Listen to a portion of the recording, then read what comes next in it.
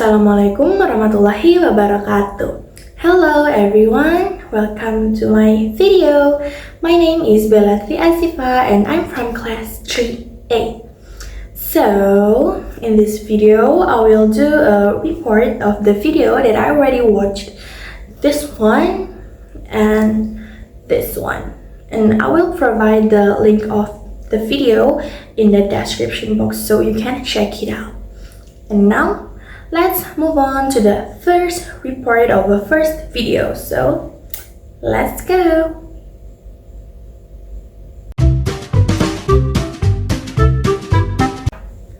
The first video with Alisher Faizulev as a speaker is talk about how we can get all the benefit from practicing diplomacy in our everyday life, not just in international or political settings.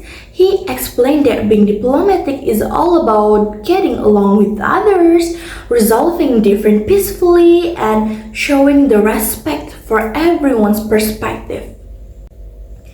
Have you ever thought why everyday diplomacy matters? So, diplomacy is not just for leaders and politicians, but diplomacy is something that we can use in our personal relationships too. Whether it's dealing with a misunderstanding with a friend, disagreement at work, or even interacting with strangers. So having a diplomatic mindset can make life smoother and more positive. And a big part of being diplomacy is having a mindset that values peace and tolerance.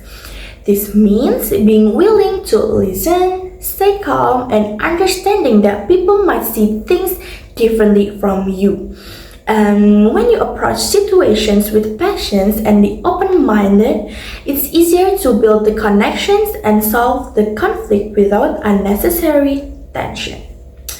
In our everyday, diplomacy is about finding the middle ground between looking out for your own needs and respecting other people's rights and feelings. For example, if you want to express your opinion, it's important to do so in a way that doesn't dismiss or offend others. And this balance helps create the understanding and cooperations rather than confrontations. To be diplomatic, you need these several skills. The first important skill is understanding, which means trying to see things from other person's perspective. And the second is tactfulness, which is choose your words carefully, especially in sensitive situations. And then is negotiation, that means find solutions that work for everyone involved. These skills are not just useful in solving conflict, but these skills can also help strengthen the relationships and build the trust. In our increasingly connected worlds, understanding the cultural differences is more important than ever. Because what's polite or acceptable in one culture might not be in another. And being aware of these differences can prevent the misunderstanding and make your interaction more thoughtful and considerate. Managing your emotions is also important because staying calm and composed during the misagreements is another important part of everyday diplomacy. And it's natural to feel frustrated sometimes, but practicing self-control and keeping your emotion in check can help you respond more effectively.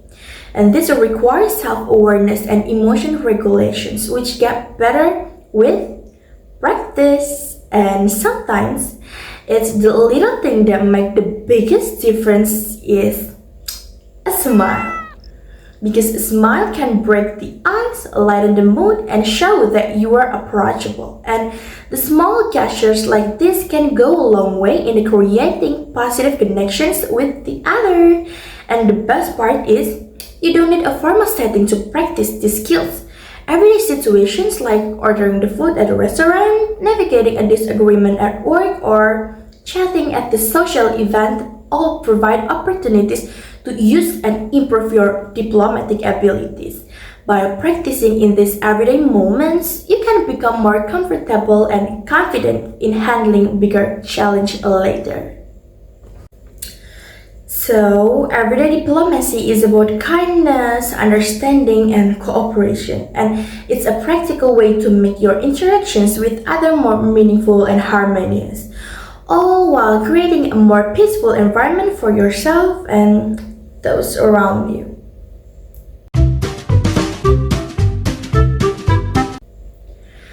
In the second video with Alex Leon as a speaker is all about helping you communicate better by teaching you how to be concise, clear, and confident. Through the 7 focus lessons, he showed how trimming the unnecessary words and being intentional with your communication that can leave a stronger impressions. One of the main things is that being long-winded can make your message confusing and dull.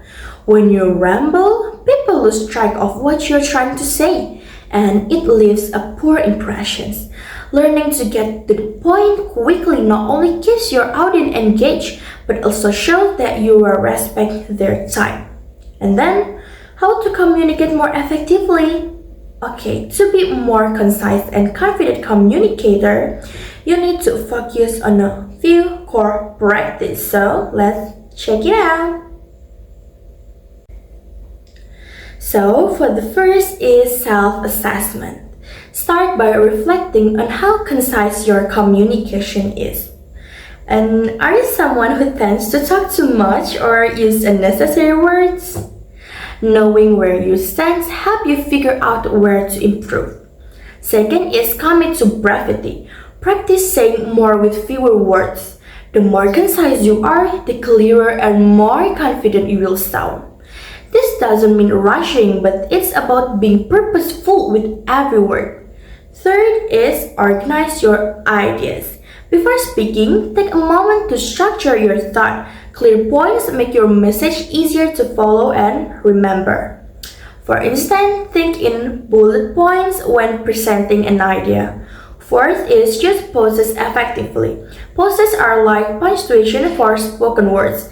They give emphasis to the main points and allow your audience to absorb what you're saying. Instead of filling silence with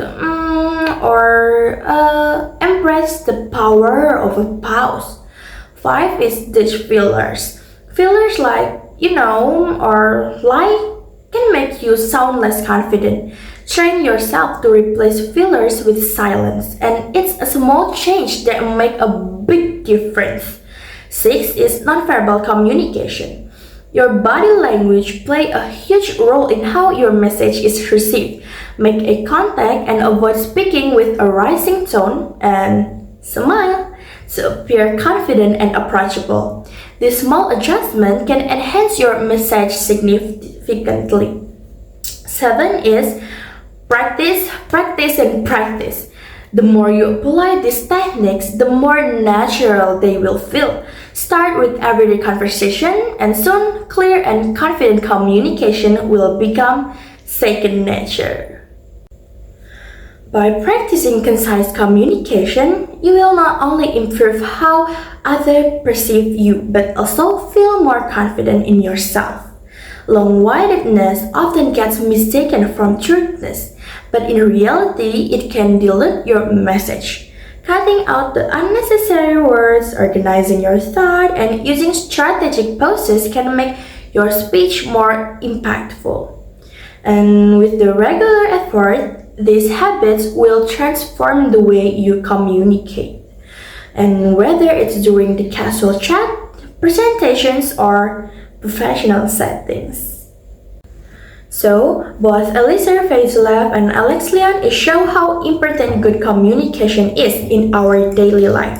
Faizulev talk about using diplomacy things like understanding, patience, and being aware of cultural differences to get along better with others and resolve conflicts peacefully.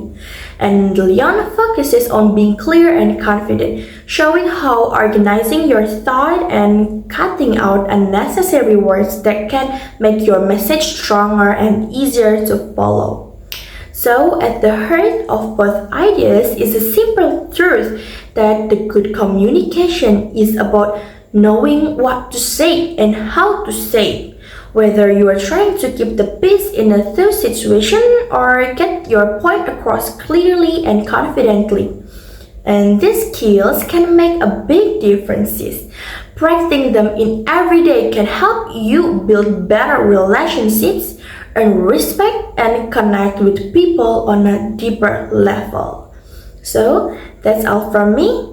Bye bye. Wassalamualaikum warahmatullahi wabarakatuh. Bye bye again.